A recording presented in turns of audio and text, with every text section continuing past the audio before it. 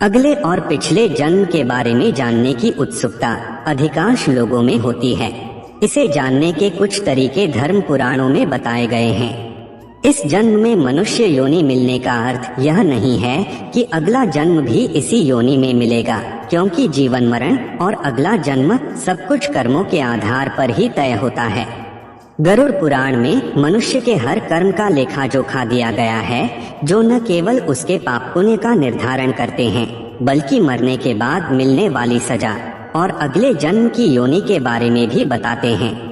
कई बार गलत कार्य करने वाले यह सोचते हैं कि कोई उन्हें देख नहीं रहा है, इसीलिए कई बार लोग ऐसे पाप कर देते हैं जिनके गंभीर परिणाम न केवल इस जीवन में बल्कि अगले जीवन में भी भुगतने पड़ते हैं। इस बारे में गरुड़ पुराण में जो बताया गया है उसे आप इस वीडियो में आगे देखेंगे। दोस्तों, पाप कर्मों के अनुसार आपको अपने अगले जन्म में मनुष्य, पेड़ पौधे, कीड़े मकोड़े, पक्षी, सांप, छछूंदर इत्यादि योनियों में से कौन सी योनि मिलेगी, यह जानने से पहले जानना जरूरी है कि क्या सच में पुनर्जन्म होता है। आइए इस बात को एक उदाहरण से समझते हैं। कई बार बालक जब पैदा होता है तो उनमें किसी प्रकार का दोष होता है। कई बालक किन्नर पैदा हो जाते हैं या फिर ऐसे पैदा होते हैं जिनमें कोई शारीरिक दोष होता है, जैसे कोई जन्म से ही विकलांग पैदा होता है या जन्म से ही देखने में असमर्थ होता है। ऐसा होने के पीछे विज्ञान अपना तर्क देता है। दोस्तों, धर्म ग्रंथों में इसके पीछे का कारण कर्मफल दोष बताया गया है, क्योंकि इस जीवन में बच्चे को उसके पिछले जन्म के कर्मों के आधार पर कष्ट भोगना तय होता है, इसलिए शारीरिक असमर्थता पैदा होने के साथ ही आती है। भविष्य पुराण में लिखा हुआ है कि पांडव भाइयों को अलग अलग घरों में जन्म अपने अपने कर्मों के अनुसार मिला था। गरुड़ पुराण में लिखा है कि जब तक शिशु माँ की कोख में रहता है तब तक उसे पिछले जन्म का सब कुछ याद रहता है। उसे यह भी स्मरण होता है कि उसने पिछले जन्म में क्या क्या कर्म किए थे। दुखी होकर वह जीव ईश्वर से यही प्रार्थना करता है कि इस जीवन में वह सत्कर्म करेगा और भगवान का नाम जपता रहेगा। परंतु जैसे ही शिशु माता के गर्भ से निकलकर इस पृथ्वी लोक पर आता है, ईश्वर की माया द्वारा उसकी स्मृति खत्म कर दी जाती है और वह जीव फिर से सब कुछ भूल मोह माया में कुछ ऐसा उलझ जाता है कि परमात्मा के लिए उसके पास समय ही नहीं बचता। गरुड़ पुराण में जीव के द्वारा किए जाने वाले कई तरह के पापों और उन पापों के निमित्त जो भी सजाएं दी जाती हैं, उसके बारे में भगवान विष्णु ने विस्तार से बताया है। जो व्यक्ति पराई स्त्री से संबंध बनाता है उसे नरक में जाना पड़ता है। वहाँ उसे कई कष्ट भोगने पड़ते हैं और इसके बाद उसे अलग अलग योनियों में एक के बाद एक कई जन्म लेने पड़ते हैं। वह सबसे पहले भेड़िया बनता है, फिर एक कुत्ते के रूप में जन्म लेता है, उसके बाद सियार, फिर गिद्ध, फिर सांप, फिर कौवा और अंत में बगुला बनता है। इन सब योनियों के कष्ट झेलकर उसे फिर से मनुष्य योनि की प्राप्ति होती है। लेकिन जो व्यक्ति किसी स्त्री के साथ जबरदस्ती संबंध बनाता है उसे तो नरक भोगने और कई योनियों में जन्म लेने के बाद मनुष्य योनि में किन्नर के रूप में जन्म मिलता है। गरुड़ पुराण में बताया गया है कि जो व्यक्ति अपने बड़े भाई का अपमान करता है, समाज के सामने उसे लज्जित करता है, अगले जन्म में वह व्यक्ति कौंच नामक पक्षी के रूप में जन्म लेता है। इस योनि में उसे 10 वर्षों तक का कष्ट भोगना पड़ता है, उसके बाद ही उसे मनुष्य योनि प्राप्त होती है। दोस्तों, गरुड़ पुराण के अनुसार अपने सच्चे मित्र का अपमान करने वाला गधे की योनि भोगता है। गधे का जीवन काल 25 से 30 वर्षों का होता है। अब यहाँ आता है कर्म फल सिद्धांत।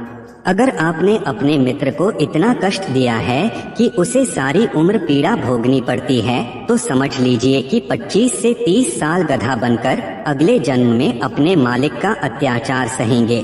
अगर आपका पाप क्षमा के योग्य रहा होगा तो कर्म फल सिद्धांत के अनुसार आप गधे की योनि से जल्दी ही मुक्त होकर एक साधारण मृत्यु को प्राप्त हो जाएंगे। माता पिता को कष्ट पहुंचाने वाली संतान कछुआ की योनि में जन्म लेती है। कछुए का जीवन काल बहुत लंबा होता है। कछुआ 20 या 30 साल नहीं जीता, बल्कि उसका जीवन काल 200 से 300 वर्षों के बीच का होता है, यानी कि इस अपराध की सजा बेहद लंबी है। बंदर की योनि में वही व्यक्ति जन्म लेता है जो अपने मालिक का विश्वसनीय होकर अपने मालिक का विश्वास तोड़ देता है। ऐसा पापी जीव बंदर के शरीर को प्राप्त करता है, जिसका सामान्य जीवन काल 20 वर्ष का होता है। जो व्यक्ति अपनों से लिया हुआ धन वापस नहीं करता या उनसे छल पूर्वक धन अर्जित करता है, कीड़े मकोड़ों की योनि में जन्म लेता है। योनियों का जीवन काल कितना लंबा होगा, वह व्यक्ति के कर्मफल पर निर्भर करता है। किसी के एहसानों को न मानने वाला बिच्छू की योनि में जन्म लेता है। दूसरों की निंदा करने वाला, बुरा बर्ताव करने वाला कीड़े मकोड़े के रूप में ही जन्म लेता है। ये एक ऐसी योनि है जिसमें आप कितने भी प्रतिभाशाली हो, आप में कितना भी हुनर क्यों न हो, आपको सम्मान कभी नहीं मिलता। उदाहरण के लिए एक चींटी को ही ले लीजिए। नीचे गिरती है, फिर चलती है, मंजिल तक पहुँचे बिना नहीं रुकती, परिश्रमी होती है, किसी को नुकसान नहीं पहुँचाती, फिर भी मनुष्य के पैरों के नीचे आकर मृत्यु को प्राप्त हो जाती है। लिहाजा जैसा आपने अपने पिछले जन्म में किसी और व्यक्ति के सम्मान को रौंदा था, अगले जन्म में उस जीव आत्मा के साथ भी ठीक वैसा ही होता है। गरुड़ पुराण के अनुसार धन संपत्ति की चोरी करने वाले व्यक्तियों को कीड़े मकोड़े के रूप में जन्म मिलता है। जो व्यक्ति चांदी के सामान की चोरी करता है वह कबूतर बनता है। जो व्यक्ति वस्त्रों की चोरी करता है वह तोता बनता है। सुगंधित पदार्थों की चोरी करने वाला व्यक्ति छछूंदर के रूप में जन्म लेता है। किंतु यदि अपराध चोरी से बड़ा हो तो और भी कष्टदायी योनि प्राप्त होती है। जो व्यक्ति किसी की हत्या करता है तो उसे गधे की योनि में जन्म मिलता है। उसके बाद वह हिरण की योनि में, फिर मछली, फिर कुत्ता, फिर बाघ और अंत में मनुष्य की योनि प्राप्त होती है। देवताओं और पितरों को संतुष्ट किए बिना मरने वाला व्यक्ति 100 वर्षों के लिए कौवे की योनि में ही जन्म लेता है। इसीलिए पितरों के श्राद्ध कराते समय कौवे को भोजन कराकर संतुष्ट करने का महत्व है।